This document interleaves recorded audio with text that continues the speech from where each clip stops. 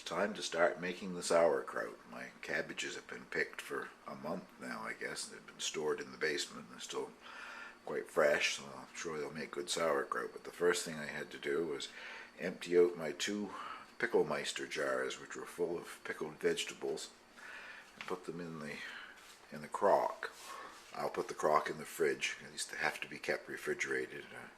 They're fermented and preserved, but all the things that I read about them recommends to always keep it refrigerated. So it's mostly cucumbers, pickles down in there, but in with it I put some small onions and lots of garlic and a few hot peppers and some baby carrots, whatever you can see floating on top. You can make sauerkraut in a crock, but it's much easier to make it in the picklemeister because the airlock on top prevents yeast spores and whatever from getting on the surface and growing and giving an off flavor to your sauerkraut. So I like to use the sauerkraut in the picklemeister. I did it last year in just 1 jar. I'm hoping I have enough cabbages this year to make 2 jars full. So anyway, the pickles will be much more accessible in a crock. Well, that's not a good thing or not, because they disappear fast around here. I really like them.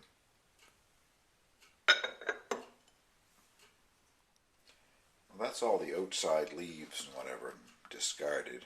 Won't go to waste. I'll take them out and feed them to the chickens, and they'll hopefully turn them into eggs soon. But I don't know if you can see that or not. This little camera doesn't focus very well at any kind of a distance, but that's just one of the ends, the stems, cut off the cabbage where it had started to turn brown. But every time I cut one of those off of my cabbages, I can see where there's a fringe of roots starting to grow there. So I don't know. I've got to see what will happen. I'm going to take one of these out and put it in the soil in the hoop house and see if anything actually grows from it. Probably needed the rest of the cabbage attached. Well, the ingredients for making sauerkraut are very simple. I'm going to use sea salt, of course the shredded cabbage, and I'm going to add 4 of the very hot chili peppers. These are the capsicum variety, black pearl, extremely hot. I will dice them up, remove the little green stems of course, but I plan to add seeds and all. I discovered that I like kimchi, a relatively mild kimchi. This won't be like kimchi. Kimchi is usually made with a Chinese cabbage, a Napa type cabbage, and it's a preserved vegetable, but it's made by spreading a hot chili paste on the leaves, I guess, and adding some salt and whatever, and then fermenting it. But this is the hard white cabbage type thing that I'm using, so it won't be like kimchi, but I'm hoping with the chili peppers in there it will get a little kick to it. There are many other things that the book on sauerkraut that I have recommends that you can put in for flavorings. One is juniper berries. I've only ever seen them in a store once and should have bought them, I guess, because I can't find them again. I wouldn't mind trying juniper berries. Another thing is caraway seeds. Well, anybody else but me, I guess. That's one of the few things that I cannot stand the taste of is caraway, so I won't be putting any caraway seeds in. Anyway, next I will show you the shredding and packing process into the jars here. The book recommends 4 tablespoons of salt for 12 pounds of cabbage, and I just roughly weighed these cabbages. There's more than 12 pounds here, and I don't really measure the salt. When I made it before, every layer that I put into the jar, when I'm tamping it down, I sprinkle some salt on top until I get to the top. I think it's a quite forgiving product. You haven't got to be that accurate as long as you have enough salt in there for preservation. It doesn't have to be exactly 4 tablespoons. Anyway, the next process is shredding. Well, I cheat and use the food processor to do the shredding. It has its advantages and its disadvantages, I guess. You get some smaller pieces than you would if you hand shred it. But the big advantage that I find is, especially in new young cabbage like this, is you can shred the core.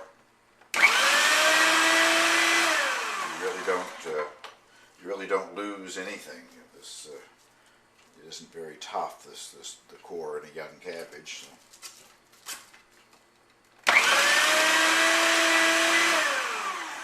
thing you have to watch is you don't want the food processor to get too full, and then it will bind. So I stop periodically to empty it. Well, that's the first half of the cabbage shredded. I'm ready to start packing it into the picklemeister jar. It's sitting in what I consider a family heirloom. That old wooden bowl belonged to my grandmother, and possibly her mother before her, I don't know. I'm not sure what it might have been used for originally. It looks like something that they might have washed butter in back when they had cows and made their own butter, but that wasn't in my lifetime. That had already passed by the time I was growing up. But what I remember it for is my grandmother using it to chop. She would have chopped cabbage and hot peppers and sweet peppers and onions and green tomatoes and made a relish that we call green tomato chow chow. And this is the instrument that she would have done the chopping with. To me it looks very much like an Inuit ulu, the knife that the Inuit make out of or have made out of flint or whatever to skin seals and whatever. I don't know, you certainly can't find anything like that in a store anywhere today, I don't think. And it's a lot of labor. I can remember seeing her sitting for hours chopping with this to make her relish, but before the days of the food processor. And she would have gladly used a food processor if she could have gotten one. Anyway, next I'm going to start packing the ingredients into the jar, and I'll show you what that looks like. I don't know if that's enough to fill one jar or not. We'll see in a minute, I guess. Well, I won't bore you with the process of filling an entire bottle, but I will get started and show you how I do it anyway. With your impeccably clean hands, you just keep putting layers of cabbage in the bottom of your jar. I'm going to add, this is just 2 of those hot chilies.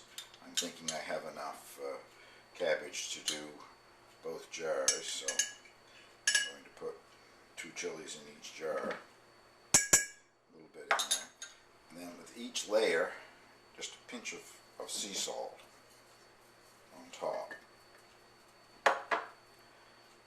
And then that has to be tamped down. I think last year I packed it down too tightly, but it really needs to be packed down to get rid of as much of the air space as possible. Also, you're bruising the cabbage a little bit and working that salt in. The salt is going to cause water to leach out of the cabbage, and that's going to be most of the brine. If there's enough comes out by the time I get to the top of the jar to cover the cabbage, then that's really all you need to do. If there isn't enough, then you mix a little salt and water. I'll give you the proportions later if I have to do that, so that the top of the cabbage is covered with water. Anyway, there's one layer. I'll let you go away for a while and bring you back when I'm about halfway through again. I didn't really count how many layers, but that's 4 or 5 layers in there now. It looks to me like I'm going to have plenty of cabbages to do both picklemeister jars, and probably have some left over for coleslaw or cooking with, so that's good. I forgot to mention that the instrument I'm using to tamp this down is just the end of my favorite French rolling pin. And it is, I can hear it sloshing away in there when I do that. It is starting to produce water from coming out of the salted cabbage, so hopefully it will produce enough brine that I won't have to add anything to it. Well, I'll come back and show you the finished product on this first jar. Well, there's the first jar packed full, and it's producing some moisture, but water has come out of it. I can see down in the lower levels, but still isn't any over the top. But maybe by the time I finish the second jar, enough will come out of it. If not, I'll have to add the salted water, as I mentioned earlier. I don't think I have quite enough left to fill the second jar, so I'm probably going to have to go out and buy a cabbage. But anyway, time will tell here. 1 down, 1 to go. Well, I did have to get extra cabbage from the store. Didn't have quite enough to fill the second jar. I just wanted to show you what it is that I do at the end of the process here. I've got the jars packed full. and there was lots of liquid. You can see it coming up over here. I put a whole leaf of cabbage on the top, and the idea there is to keep the smaller pieces from floating up to the top and getting exposed to the air. And then I put the small lid that comes with the picklemeister on top of that. And when you screw the large cover on, that pushes this down and keeps everything under the brine. And the large cover here, I've already got the airlock attached to it.